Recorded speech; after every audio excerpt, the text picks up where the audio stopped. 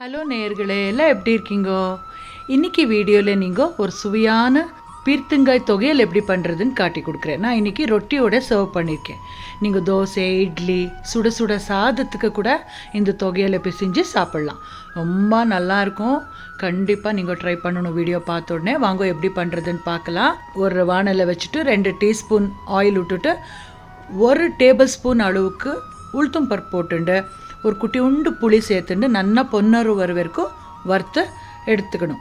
அந்த வறுத்துன்றக்கச்சியே நாங்கள் உணர்ந்து மிளகாய் சேர்க்கணும். இது இங்கே நான் பேடகி அப்புறம் குண்டூர் சில்லி ரெண்டும் சேர்த்துருக்கேன்.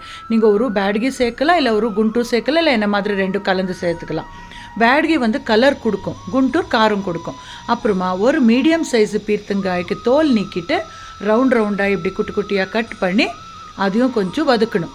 சிம்மில் வச்சுட்டே வதக்குங்க. சீக்கிரம் சாஃப்ட் ஆகிடும். பீர்த்தங்காயெல்லாம் ரொம்ப டைம் எடுக்காது. தேவைப்படுற உப்பு சேர்த்துட்டு ஒரு ஃப்ரெஷ்ஷாக துருவின தேங்காய் துருவல் சேர்த்துக்கோங்க. ஒரு கைப்பிடி அளவுக்கு சேர்த்துட்டாக்கா ரொம்ப நல்லா டேஸ்டியாக வரும். இப்போது சூடு ஆறின உடனே மிக்ஸி ஜாரில் போட்டுட்டு கொரக்கொரான்னு அரைக்கணும். நைஸாக அரைக்கக்கூடாது. எவ்வளோ தேவையோ அவ்வளோ கொஞ்சம் உண்டு தண்ணி சேர்த்துட்டு தொகையில் அரைச்சி எடுத்தாக்கா சூப்பராக ரெடி ஆகிடும். உப்பு, புளி, காரம், அந்த பீர்த்தங்காயோட ஒரு ஃப்ளேவர் சூப்பராக இருக்கும். நீங்கள் பண்ணி பாருங்க, அப்போ தான் உங்களுக்கு தெரியும். வேணும்னா ஒரு துளி உண்டு வெல்லம் சேர்த்துக்கோங்க, இல்லைன்னா வேண்டாம். நான் இன்றைக்கி சுடுசுடாக ரொட்டியோட சர்வ் பண்ணியிருக்கேன். நீங்களும் இப்படியே பண்ணி வீட்டில் எல்லாருக்கும் குஷிப்படுத்துங்க. ரொம்ப நல்லா வரும், ஹெல்த்தியாக இருக்கும். ரொம்ப ஃபைபர் கண்டென்ட் இருக்கும் பீர்த்தங்காயில். அதனால் இந்த மாதிரி எல்லாம் ஹெல்த்தியான ரெசிபி செஞ்சு சாப்பிடணும்.